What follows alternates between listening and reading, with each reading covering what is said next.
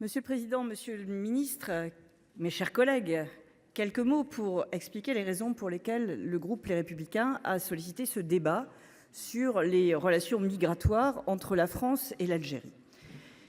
Il ne s'agit évidemment pas de reprendre les relations passées qui ont pu exister entre nos deux pays. Je crois que nous aurions bien du mal à trouver un accord sur un récit commun, même si, par le passé, le président de la République a pu reconnaître à l'envi et parfois pour certains jusqu'à l'écœurement une part de dette de la France vis-à-vis de l'Algérie. Il ne s'agit pas de cela, il s'agit de parler du présent et de parler de la politique migratoire qui existe actuellement entre l'Algérie et la France. La politique migratoire, j'ai eu souvent l'occasion de le rappeler dans cet hémicycle, c'est une politique assez simple. Elle consiste pour un pays qui est doté de frontières à dire qui rentre, qui reste et à quelles conditions.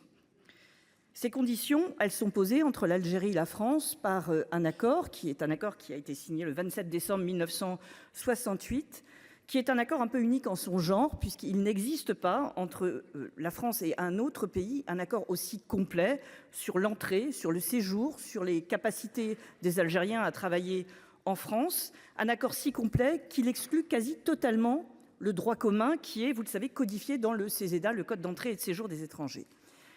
Cet accord, il comporte des dispositions qui sont donc dérogatoires au droit commun, qui ne s'appliquent donc globalement pas, des dispositions qui sont diverses. Certaines sont plus défavorables au droit commun que le droit commun, certaines sont plus favorables, mais dans l'ensemble, l'accord de 1968 est plus favorable pour les Algériens qu'il ne l'est pour les autres nationalités qui voudraient venir en France.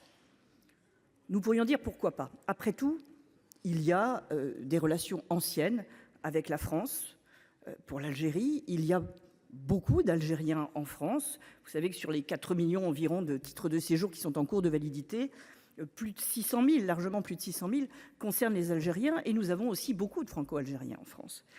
Pourquoi pas, bien sûr, maintenir un accord qui est plutôt favorable avec un pays avec lequel nous avons des relations assez intenses s'agissant des échanges de population. Si ce n'est que lorsque nous constatons que cet accord fait un traitement de faveur pour les Algériens lorsqu'il s'agit de venir en France, nous n'avons aucune réciprocité de la part de l'Algérie. Il y a une immigration régulière importante, mais il y a une immigration irrégulière quasiment aussi importante en destination de la France.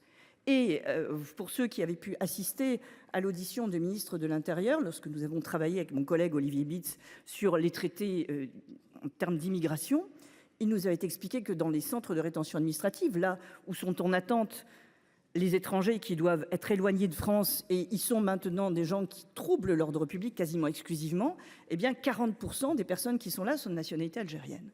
Nous avons donc un système totalement déséquilibré dans lequel nous avons des dispositions qui sont favorables à l'Algérie, et alors que l'Algérie elle-même ne respecte pas le droit international, puisque vous avez pu constater, et les faits récents nous le démontrent, que l'Algérie refuse même de reprendre ses propres ressortissants, alors qu'à la fois ses propres engagements et le droit international imposeraient qu'elle puisse les reprendre.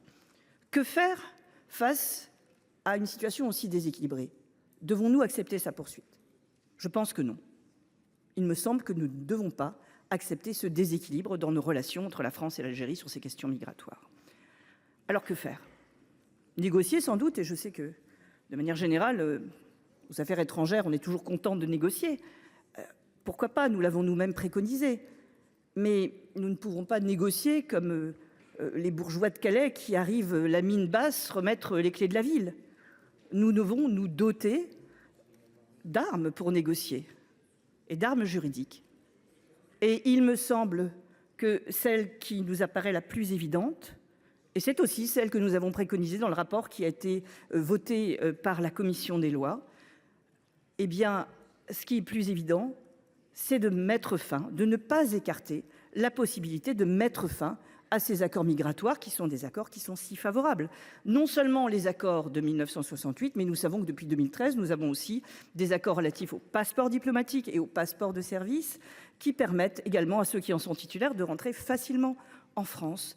Il faut, je crois, ne pas écarter cette possibilité de mettre fin à ces accords qui sont favorables à l'Algérie tant que l'Algérie n'aura pas un comportement en matière de migration qui soit réciproque, c'est-à-dire qui soit finalement normal vis-à-vis de la France.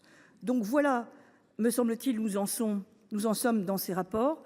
Et si nous mettons fin à ces accords, finalement, nous ne ferons que rétablir des relations qui sont des relations équilibrées entre deux pays qui, me semble-t-il, ne se doivent plus grand-chose, qui sont deux nations souveraines.